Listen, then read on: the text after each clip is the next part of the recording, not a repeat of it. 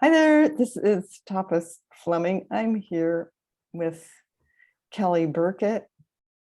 She's a certified TAT professional, and she has these amazing stories she told me this morning. They're really typical for a certified TAT pro, but they brought tears to my eyes, and I just wanted her to share them again so you could hear them.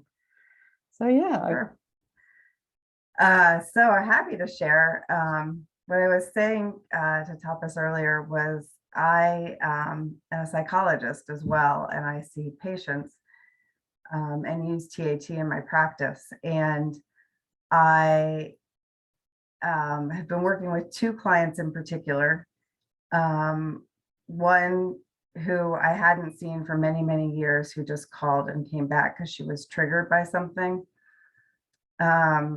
And we did it was her ex partner and issues around parenting, and we did a TAT completely focused on that, and I saw her in 2 weeks and it was just completely, absolutely gone. She wasn't having any of those issues anymore, and almost couldn't even remember what we had talked about. Like, I had to remind her. And then she also then was still feeling stuck with feeling manipulated in this ex relationship, and it was impacting how she was feeling and her mood, and just basically how she was functioning with her new partner and her son. And so we did a TAT about that, and she I saw her this week, and she's like perfectly happy. Everything is good with her current partner. She's setting boundaries appropriately with her ex-partner, not taking in the negative energy, the ways that her ex-partner puts her down, just not impacting her the same way. Like, nothing's changed about what her partner's doing. It's just her experience of it has shifted. And That's so awesome. Doing great. Yeah. Yay. Yeah, it's amazing. It's amazing. And it's so fun. And it's fun to see the patients change and know that, like, it's changed so quickly, and that you can just like forget that you were even in that space. That's what I think is so fun. Yeah. And then I also have another patient that I've been working with for many years, who has a long history of childhood abuse from her father, as well as a couple pretty nasty intimate partner violence relationships with an ex-husband, an ex-boyfriend, and she was sexually assaulted, raped while she was in Afghanistan serving our country. So she experienced military sexual trauma, and it was the military sexual trauma that kind of just broke her. Like, that was the last piece that she could kind of handle, and she just completely withdrew from her life as much as she could. She has 3 kids and a husband, and she worked, but she was not feeling anything except anger, and not okay being in her body, not okay imagining even into the future, because she couldn't see the future, and she didn't even want to imagine something positive because nothing positive could happen. And our last two sessions, we did some TAT work, and she is able now she feels brightness and light in her chest, from where before she felt was dark and weighted and heavy, and she couldn't breathe because it was so heavy. And now it feels light and love, and she can look at herself and see herself smiling and being comfortable, like she hasn't been able to even picture that. For the assault was in 2009, so for like 12 years. Oh, wow. Yeah. So, and and as I mentioned, the holidays are really, really hard. She's had a lot of loss as well. And the holidays are particularly hard. And one of the things we do is kind of measure her depression, to see how it's changing over time so we can kind of track where she is.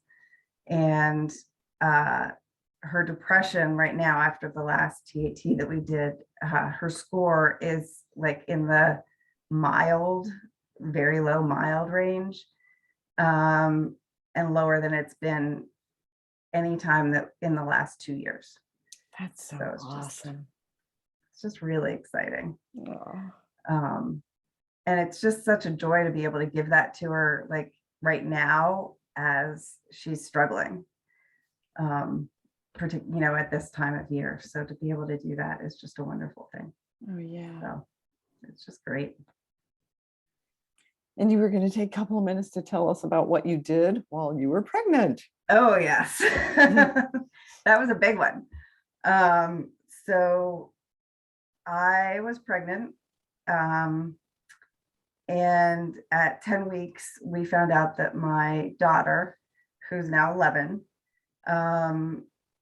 had something called genetic mosaic Turner syndrome, which means that some of her cells, I'm getting flustered with this, some of her cells had only one X chromosome instead of two. And it can manifest itself in a lot of different ways. But during that time, like at 10 weeks, we couldn't find out until 20 weeks whether her heart was good enough to survive. Like it can cause heart problems, it can cause kidney problems. And then in addition, it causes all sorts of other problems, or could potentially have issues, which include very short stature, late puberty, late development, difficulties with pregnancy later on, also all sorts of intellectual kind of challenges, difficulty interacting with people, not being able to quite read people, all sorts of things. And it was this particular 10 weeks where we didn't know whether, this baby growing in me was going to be able to survive. And I thought, okay, what can I do? I can either stick with the anxiety and the fear, or I can try to make this situation better for my experience of it and maybe for her. And what I decided to do was do TAT, imagining the healthy cells with 2 X's dividing, and the cells with only 1 X just kind of floating away. And that was how I focused. That was kind of like my coping strategy. I was able to manage the anxiety, and at 20 weeks, her heart was fine. We knew we were moving forward and it was good, but we didn't know what, because these cells settle in different places. So you don't really know what you're going to end up with or what it might manifest as, I think is the best way to say it, when they're born and as they grow. And so the blood work at 10 weeks showed 30% of her cells had the 1 X chromosome. And the umbilical cord testing when she was born showed 2% of the cells had 1 X. And since then, she is now one of the tallest kids in her class. She has already started to go through puberty at 11, which I don't know if that's good or bad, but it's not what is expected. And she's doing just marvelously. She actually has had no manifestations of the genetic abnormality at all. She no longer has to be followed by cardiology, ophthalmology, genetics. They've all kind of released her and said she's good to go. So absolutely amazing. Thank you. I'm all in tears again. I'm just so happy to hear it all. So thank you for sharing your stories Yeah. so much. And